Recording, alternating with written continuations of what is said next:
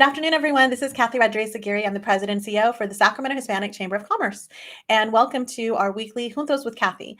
Today we have with us Captain Dan Monk, who is over in South Sacramento. And we're going to have a conversation about his transition over there, his background, and what's happening with the police department.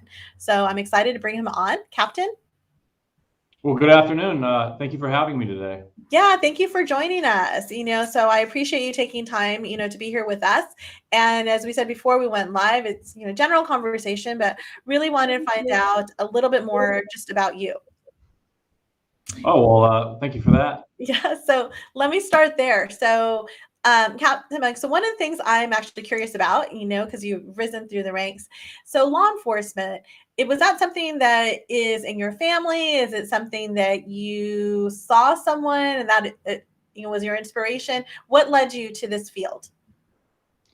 Well, that's a great question. And I don't have family in law enforcement. I went to college, put myself through Sac State, and stingers up to all the Sac State grads out there. I was looking for a rewarding career where I could sort of help give back to the community and do my part with that. And so law enforcement, it's I fell into it, to be honest with you. I was after graduating from Sac State, I was getting ready to go in the graduate program, and I was looking for some volunteer hours, and I just happened to stumble upon the police department, and I started out here as a volunteer, actually. And I started volunteering, and I basically got recruited to stay here, and I never left. So I'm very lucky. It's a great department, and I'm excited to be here. So you said that you started at Sac State, and that's where you fell into this part of it. Can I just ask, what you studied?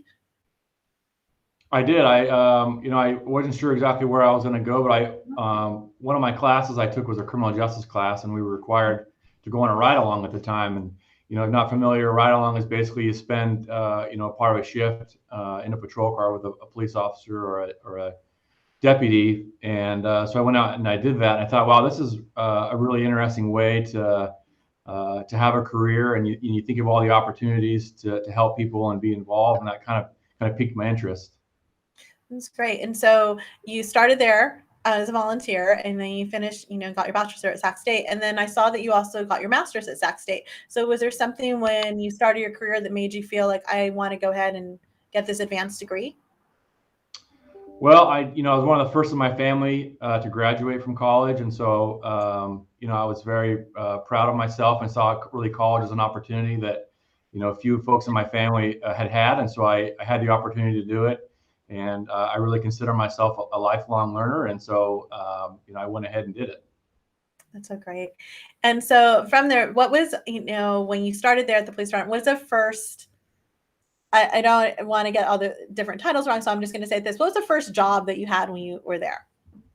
Well, after getting hired, you have to go through a 6-month academy, and then you come out into field training where you ride with a different police officer for a month to sort of learn the job, and you learn different parts of the city. And then after that, once you pass through that, it's a very rigorous training program. Then we send you out on your own, and you basically get your first assignment. And for me, that was I worked nights in the South area, actually. So it's so where you're at right now. Yeah, so it's really it's exciting for me to come back here because this is where I started. I was a brand new officer out of the station. After a couple of years of doing patrol here, I was a pop officer out of the station, and so to come back here as the captain, it's very rewarding for me. That's interesting. So, and then at what point are you ever partnered up when you're starting, or how does that work? After you get out of field training, we do occasionally, partner people up if there's, a specific event going on, or, little things like maybe we're having a car shortage on a particular night. But, beyond that, it's really, sort of a volunteer basis. As you can imagine, spending a 10-hour shift in the car with somebody, you better get along good with them. Yes. And so we certainly don't want to force people to have to, ride in a car with somebody all night if they don't want to. And particularly recently with COVID, we had to really be careful with that, with not partnering people up so that, and sort of ensure that everybody was being safe and having a safe work environment. So, and then Captain Mike, so how does it happen? So, you start off with the assignments, you're on your own, you're out, in the field. So what made you decide, because now you're in what would be considered, and I would say the outside world, administrative part.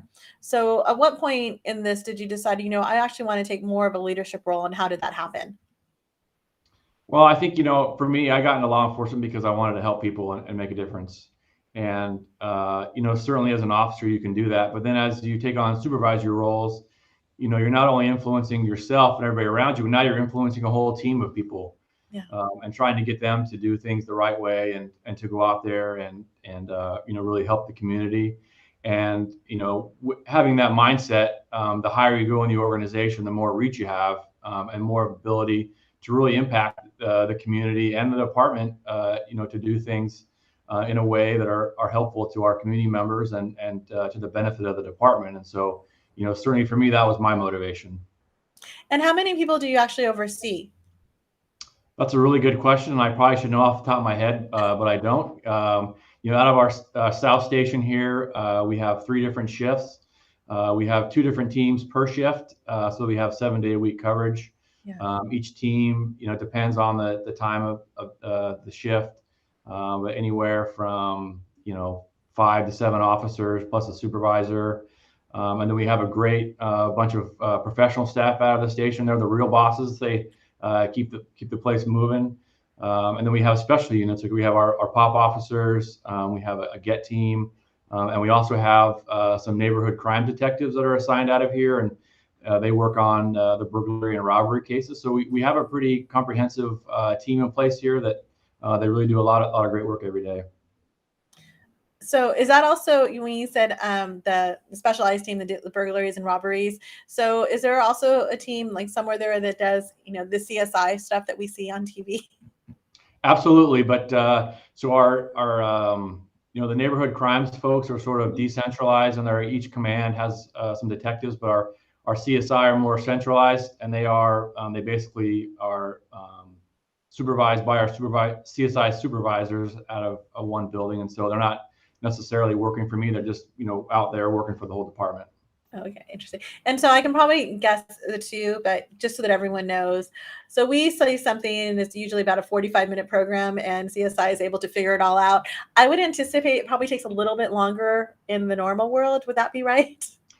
It does, and it's interesting the impact those TV shows have on our profession, because certainly the expectations in the community are not necessarily in alignment with what we can and can't do. But CSI, they do some phenomenal work. They have solved some pretty horrific crimes with the work they do. But absolutely, we can't have it wrapped up in an hour. And Yeah. certainly over the last year, we've struggled with COVID and sort of the processes, all from here in the crime lab and everywhere else that sort of challenged that process as well. And then we've heard a lot about the term kind of community policing, right? Where it's more of a partnership with the community work. So I know COVID kind of made things more of a challenge in order to do this, but from your perspective, coming in and someone who really came in with a mindset, I'm really here to be of service and to help. What does that term mean to you, and how are you implementing that, with your team? Sure. I mean, I think it's everything. As a police department, we're not an agency that makes things, or we're out doing various things. We're a people-oriented business, and so COVID certainly made that more challenging. Like, for example, community meetings that we'd attend regularly no longer were occurring, and so we all had to learn how to get on the internet and meetings like these so that we could interact with the community. But as sort of the COVID crisis is lifting and we're able to get out in the community, there's really a lot of opportunity there. And you think about traditional policing and interaction with the community. You think about, well, when we call 911, the police show up, and that is in fact true. But there's a lot of other things that we do every day that I think are just as important, and things that sometimes we enjoy doing more. For example, a couple of weeks ago, Lieutenant Brian Kinney and I did a business walk with the Franklin Boulevard Business Association along Franklin Boulevard, and got to get out and meet with a lot of the Hispanic business owners and just say, hi, how are you? Yeah. What can we do for you? How are things going out here? And just sort of that the interaction that we have on the when it's not a time of crisis is really it's beneficial for us, and I think for the community, get to know each other. Like last week, one of our great partners, La Familia, hosted a Halloween event, and we had officers out there giving out candy to the kids. And so, just little things like that I think go a long way to try and, improve our partnerships and do what we need to do in the community to make it better. I love to hear that. So I often tell people that having grown up in a small town in St. Helena, over the Napa Valley. So our police officers were, very much part of the community, right? It's a small town. You probably went to high school with that, with them or someone in their family. So they're very much, oriented that way. So it's good to see here in a larger city, a police department able to do the same thing, within the neighborhoods. And I also, just want to let you touch upon the fact that you're over in South Sac, but you also were originally over in North Sac too and doing a lot of work. So the Latino community, the Hispanic community is a community that you've actually been working with for quite a bit of time. Yeah, absolutely. I forget how many years it's been now, but we were having some issues with some street vendor robberies in the north area. And I remember I was, at the time, I was a graveyard watch commander, so I was our lieutenant who oversaw the operations for the city. And I literally sat on my computer desk and I was just Googling, Latino leadership councils or, leadership groups and within the community that could help us to try and foster better relationships with those folks. And I came across the Latino Leadership Council, and we ended up doing a ton of work with that organization. And they still are up there in North Sacramento doing a lot of work. And so, absolutely, we cherish those partnerships and look forward to doing more. So it's great to hear. So, on either end or wherever you're at, it sounds like you've really reached out to find those community-based organizations that are the ones working in the community, that are trusted, and those are the ones that you're partnering with to do the additional outreach. Yeah, absolutely. And so, my philosophy on policing is probably a little different than what you might expect. And I believe that a healthy and a happy community is going to be a safe community. And, as the police department and police officers, we have certain set of tools for very specific situations, but there's things that we need help with. And, an example I'll give you is, we might go on a domestic violence call where, folks in the house are arguing, but maybe the root cause of the arguing is that somebody in the house lost their job.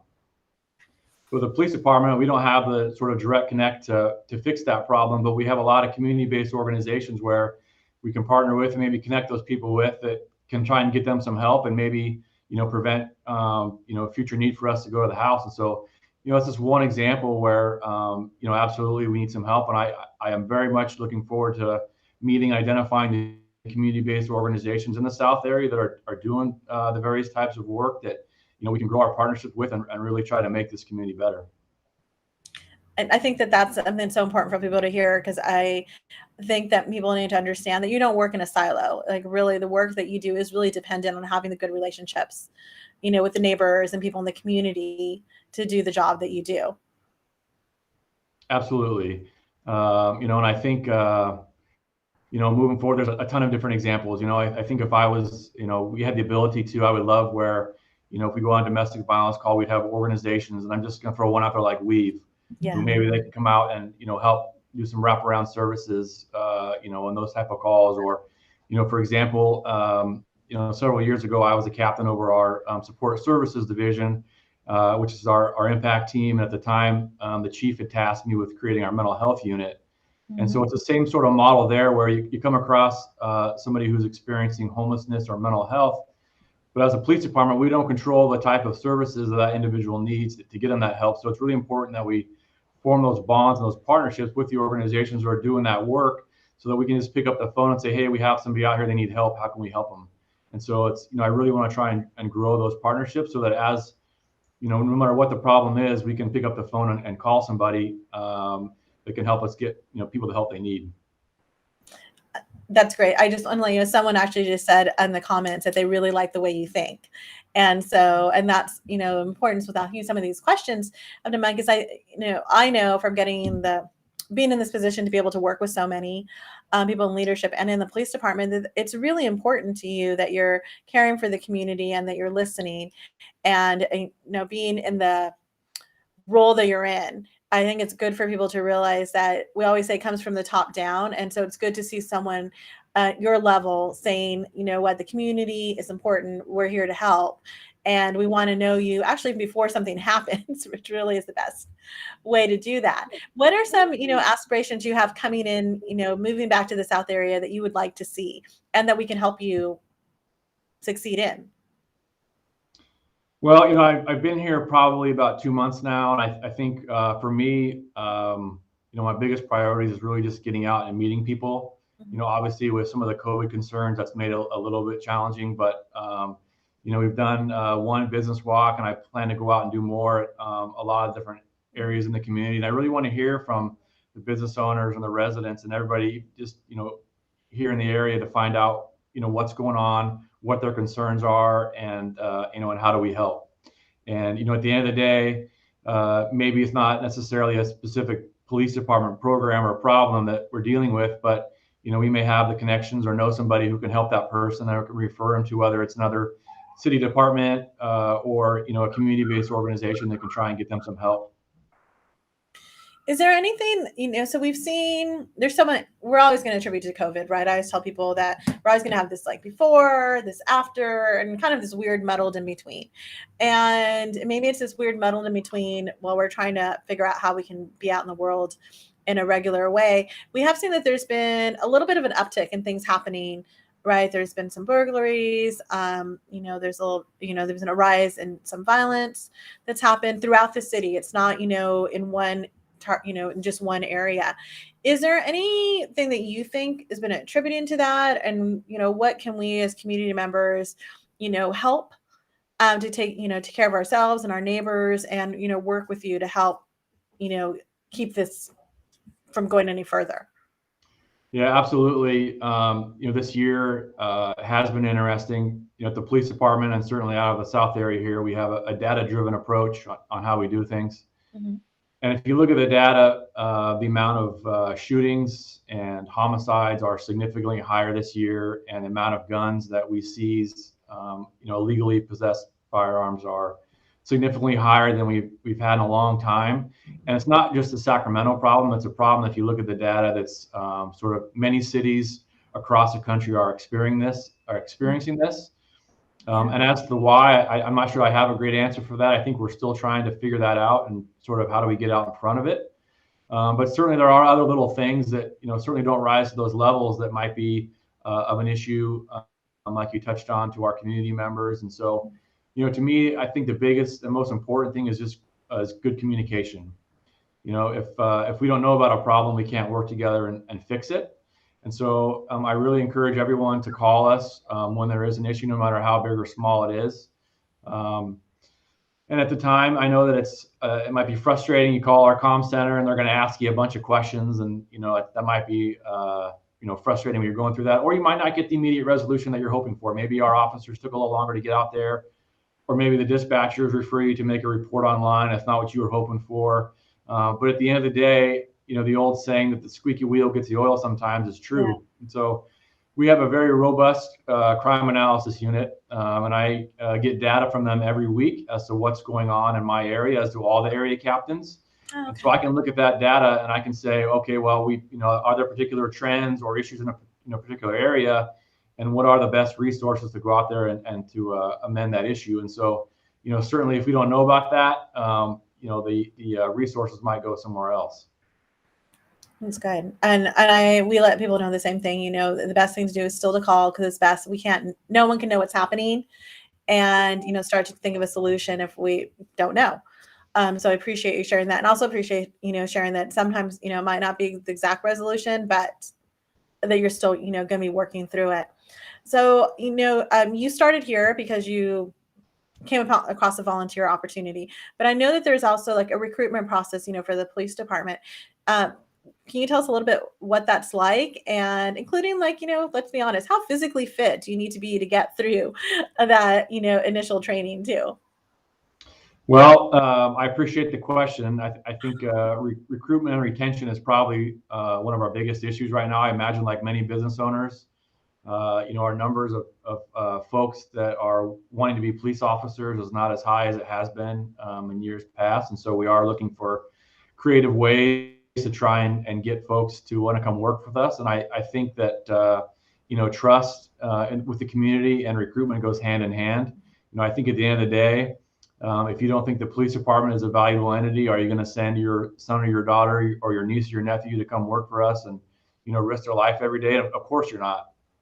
So, part of that is on us. We need to do a better job and continue to do the day-to-day things that, interact with the community on a positive way, so they see that we are a valuable entity in their community and that great people want to come work for us. But in terms of the specifics, you do have to be physically fit. You have to get over a 6-foot wall and do some other things. But at the end of the day, we will work with you to get to that point. We have various events, like we can come work out with a recruiter where morning workouts are outside, and you can come talk to the recruiter about what's going on. You can get yourself in better shape, so you may be more successful as you go through the testing process. And certainly, if you're a good candidate and you're just having a hard time in a couple areas, we're going to work with you to get you where you need to be. That's sort of the philosophy throughout all of the academy and training and hiring. At the end of the day, we don't want to lose good people because they're having a particular issue in an area. Under Chief Hahn, we started a pre-academy a while back where we have folks who will go in for I think it's 6 weeks now, where they just kind of go in and get familiarized with sort of the different things that they're going to do in the academy, like the driving and the firearms instructions and things like that are typically high failure rates for us. And so it really has paid dividends, and that we're seeing a much higher graduation rate in our academy. Oh, that's great. That's good. And is that something you said Chief Hahn started that? Is that something that you foresee will continue past his tenure? Yeah, absolutely. It was a great idea. As I mentioned, we're seeing higher success rates in our academy graduation numbers, and we're having other departments that are reaching out to us saying, "Hey, we want to do that too. How'd you guys get that started?" And so I absolutely see it continuing. We really do try to wrap our arms around all of our employees, even the folks that are, the pre-employment people, to try and make sure that they're successful. And so I don't see that stopping at all. That's great. So, Captain Monk, so I think I told you at the beginning, this time always goes by so quickly, but, I'm curious. So you've, been with the police department, risen through the ranks, you're captain now. Is there anything that through all of this that you've been most surprised by, that you never thought, this was what it was going to be like, or that this would happen, but something that was for you has really stood out in your career? Well, I think a few things. One was sort of eye-opening as to what goes on in the community every day, and sort of the things that police officers have to deal with and face. And as a captain here, we require all of our supervisors to write a daily after their shift. So I see all the significant events that go on every shift, and we have officers out here that are doing amazing work every day, and really they come to work with a mindset of, hey, I just want to help the community be better. And we have an organization that's full of people with that mindset, and it's really humbling to see the work that they do every day. And so, in terms of, I think the other thing I would say is just the collaboration. It's amazing to me, and I've seen it at different levels, when you get a group of like-minded people that come together to really want to work and solve problems, and that really can accomplish anything. And so, moving forward, I do hope to continue, as I mentioned, sort of building those partnerships and figuring out what the issues are, particularly in the South area here, and putting all of our minds together and say, how can we solve these and make this better for everybody in the community? Well, Captain Meg, we are very fortunate to have someone like you in leadership, in the South area, but also just here in Sacramento. So I just want to let you know, we appreciate all the work you do. And it's very good for us to hear that you have a team that is also like-minded and thinking that too. And important for everyone to hear that really every day what you're doing is what many of us are doing, is we just want to make the community a better place. And we want to make sure it's a better place for all. And so I think that has come across through our conversation. And I just really want to tell you, thank you. Thank you for all that you do. Well, thank you very much. And thank you for everything that you do, and for having me on today. I've really enjoyed talking with you. And I know that we will continue our conversations offline and, continue to do great work. I think so too. So this is a partnership you can definitely count on. Likewise, So thank you. thank you. So for everyone watching this today, please keep in mind, our police department, for all, they're here really to work with the community. They want to partner with us. They want to partner and make sure that they're creating a better place for all. And I hope that you see in Captain Monk and everyone that you'll get to meet that we have some good people in leadership, and we want to be able to support them in the work that they do as they are supporting us. So with that, thank you so much for joining Juntos with Cathy this week.